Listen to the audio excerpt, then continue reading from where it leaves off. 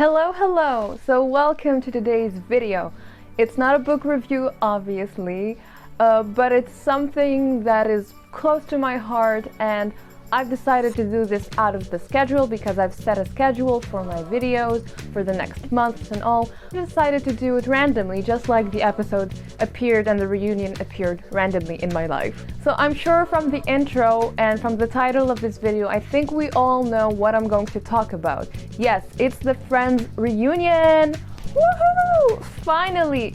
The one reunion, one episode that we've been waiting for 22 years. So at 4 a.m. in the morning, I woke up, as you do, and just found the episode, and I was like, whoa, 1 hour 40 minutes or 50 minutes of pure joy, and I had to watch it, depriving myself from sleep or whatever. I'm going to watch this, and I did, and I'm so happy that I did. Of course, the reunion was so overwhelming and so warm to see the cast coming back together and getting emotional, and I'm sure you all cried when you've seen Jennifer Aniston crying and all of the cast.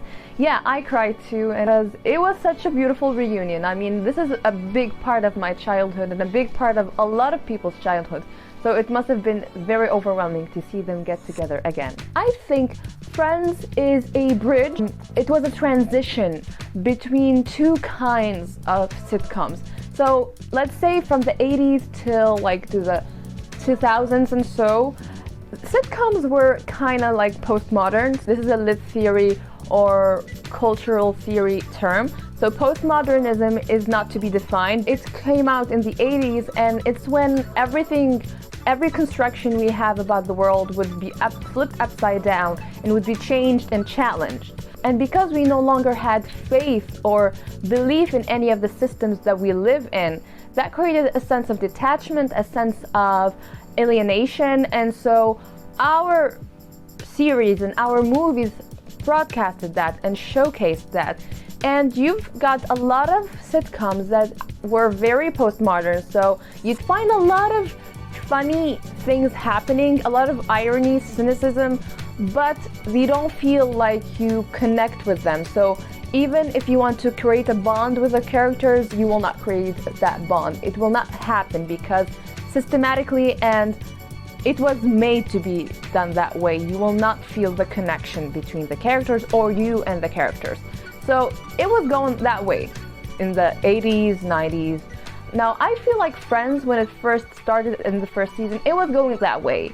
I mean, if you notice, we don't use in our sitcoms these days the laughing voices, you know, the ha ha ha ha, and that push you to laugh over a joke that you might not understand or you might not approve of. But Friends had that, true, it had that, but it wasn't really bad or forced. I mean, a lot of people get annoyed. I know a lot of my friends get annoyed from those laughs, and I understand because sometimes the joke is not there, it's not obvious. However, what I realized from the reunion is that Friends was done in front of people, so the laughter I think you hear is genuine. Now, let's go, like I said, it was the bridge, and it came in such a transitory moment and phase because, like I said, it came out in the 90s where you've got postmodernism, irony, and all, and we've sensed that in the first season because, sure, they still haven't created the bond, relationships, everyone is just being funny and trying to make a sitcom. But what changes is that during the further episodes, the next episodes, there are relationships and bonds created between the characters and between the characters and the watcher. So there are relationships made, and that's what's different from other sitcoms that just focus on the irony without even making that connection. Friends was stuck between this, and it was the precursor of other sitcoms just like Good Place or Community that got rid of the haha sound, and they focused on individuals with their own problems, with their own journeys, with their own experiences, creating that bond between each other and just representing the world, you know, representing each individual and the connectivity of each character to another, and each character to the watcher. So you see what I mean? I hope you do get what I mean. If you don't, just comment or discuss with me the topics, the points that you think that I'm wrong at, or that you want to correct, or if you do agree with me, share that. Now, I'm not going to make this just educational, because after all, I said this is a celebration for the Friends fan, so that we can all share our experiences and our moments. So what I've decided to do is to also share the scenes or the episodes where most like this or like this, and I've created a list, so let's start with that. I'll start with the most relatable character to me. Now, I think I grew up watching Phoebe. I am like a Phoebe buffet in my life.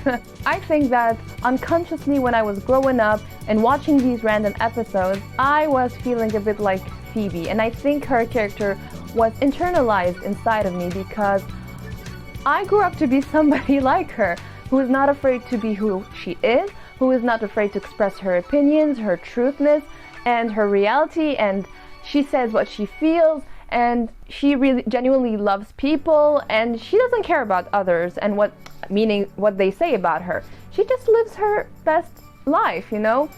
And she's weird and quirky, and I think everybody who was not fit into a certain mold felt connected to her. And what's beautiful about it is that Phoebe was not the weird woman or the weird character that was like weird and everybody was just afraid of her. No, she was embraced by her friends, she was accepted. Phoebe Buffet is basically my role model in Friends. Now let's talk about my most valued relationship in Friends. I think the most valued relationship would be obviously Chandler and Joey's. I mean, these guys, they have the bromance of the lifetime, you know? And they actually remind me of another duo. I think they remind you of these as well. What is the cutest moment for me? I think the cutest moment would be the turkey I love you. So it's when Monica wears the turkey on her head. And I guess I was traumatized by that scene. Obviously, I was really traumatized. I mean, who watches as a kid a woman putting a turkey on her head, stuffing her head inside of a turkey, and then just wobbling? That was kind of weird. But I loved it because by the end of it, Chandler, who is insensitive, indifferent, suddenly bursts out, "I love you." And that was very cute. So I appreciate that moment. Most awkward moment, I don't know, like maybe you shared this opinion with me, but the most awkward moment is, and I was like, no. You know when you get that feeling, that embarrassment, and you just hide your face because you feel like you're living the situation? Well, my most awkward moment is certainly when Ross mixes up Emily's name with Rachel's. And he's like, "I take you, Rachel." Whoa, I hate to be in your shoes right now, Ross. I hate to be in your shoes.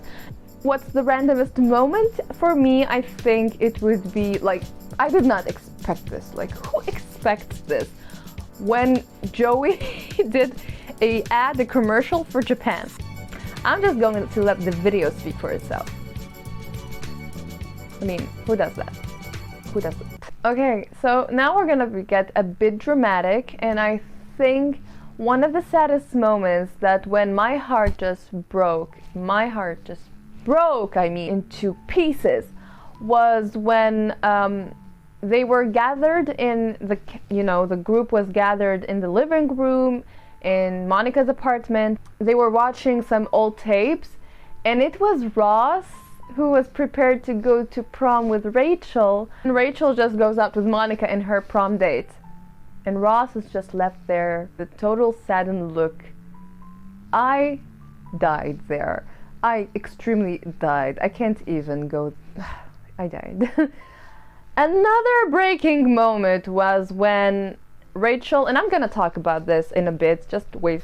Okay, I have a lot to say about this. It's when Ross went back from the break and he was apologizing to Rachel. Ugh, that scene broke my heart. I mean, seeing Ross in such a vulnerable place and Rachel just being kind of cold, and he's regretting his action. Oh, and not accepting his apology. Oh, I couldn't stand that. My heart broke. Then, of course, you've got your iconic episode, the last one in the 10th season, when everybody just says bye. I think we all cried. I cried. Why lie? I cried. Who is the most, let's talk about, because like I said, the characters develop and all, but I think the most developed character in this would be Rachel. So I think Rachel was the most developed because Rachel came in as this spoiled brat, a spoiled rich woman who escaped from a wedding, from her marriage. That's not something easy to do, especially on your wedding day. So that was the first, step towards her change in independence. And she started slow, growing into whatever she became by the end, a waitress, and then she worked in a fashion company, even though it was like an assistant role, and then she took on her bigger responsibilities, and she just kept on growing, And that's what's beautiful about this. She wasn't your usual character where the dumb character that just stays the same way. No, she evolved and she changed. Now, remember when I told you I'm gonna talk about Rachel and Joey? Well, yeah, one of the moments or scenes or actions or whatever you call that pissed me off was the relationship that the show created between Rachel and Joey. Not only were we not expecting this, and it came as a surprise, and not a good surprise, because it was messed up. Here we are expecting for Ross and Rachel to become an item, and then all of a sudden it's Joey and Rachel. Whoa, what happened here? And based on the reunion, I guess the writers always like to play with the characters and see where it goes. They wanted to experiment with Monica and Chandler, and then they found that there was a positive response towards this relationship, so they kept playing with it a bit until it ended where it ended. But I feel like they tried to do this also with Joey and Rachel, but it was a catastrophe. They flushed that relationship down the toilet so hard that you can't even see where it went in the swamps and gutters. I don't care. I don't know, if you're going to build a relationship that is supposed to be meaningful or something, even if it's not meaningful, why would you just brush it off like that? Did you notice that even after the coming episodes, they don't even mention one time about the relationship? Sure, if it's a failure, if it was a big mistake, you should at least mention it a bit, not just pretend you've never done that. For me, that pissed me off a lot. And I'm not saying that she should have ended up with Joey.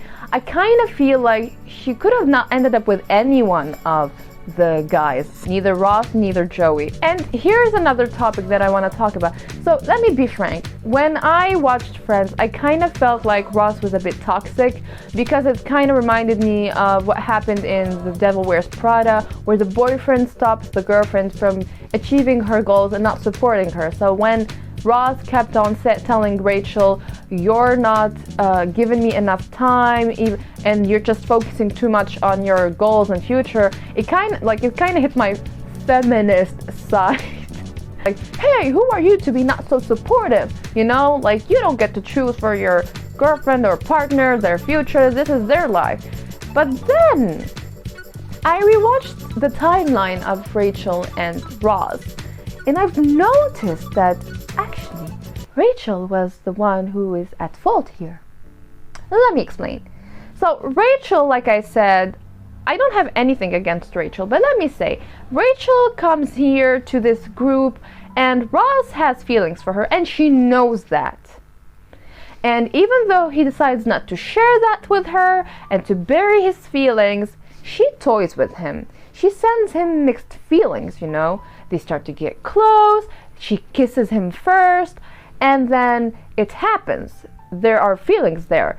So at first I thought it was just Ross who's toxic, but then when I rewatched it, I was like, okay, I think Rachel here is the problem. Ross has his share of mistakes. I'm not gonna lie about that. But I think Rachel also was a big part of this.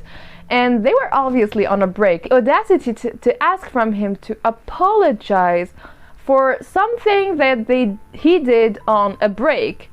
I mean, I told you, it makes me sad, the scene afterwards where he apologized, but I think it always was her fault. And it was part of her indecisiveness. And I think it's part of her transition and part of her journey, because she's trying to establish herself. She's not really sure where to stand. That's what created the messy, rocky relationship between her and Ross. I know I'm turning a sitcom to a serious talk show or a serious drama, soap opera, whatever. I'm sorry, but I'm just telling you that, yeah, sitcoms can be funny, but there are also serious things that you can talk about in sitcoms. Alright, so I'm sure I've left a lot of episodes out. I've left a lot of things. I mean, come on, Pivot, Yemen, Chandler going to Yemen. I mean, that me hearing a Arab country said in a American series, that was kind of whoa for me when I was a child. Like, whoa, Yemen, they know that. So I was kind of excited when he said that. It was so random. So a lot of scenes, a lot of things. I'm sure I've left out a lot of scenes. But that's where you come. This is your chance for you to interact with me and share with me your moments. You can follow my list. You can tell me about the most awkward, most saddest, most cutest, loveliest, whatever. Just tell me what type or what made you love this show. Just tell me about it. I want to celebrate Friends with you. I want to celebrate this 22 years ago continuation of Friends. So yeah, it's a celebration after all. So let's celebrate it together. Interact with me, comment, tell me about all of your experiences and feelings. Yeah, so thank you for joining my video. See you again.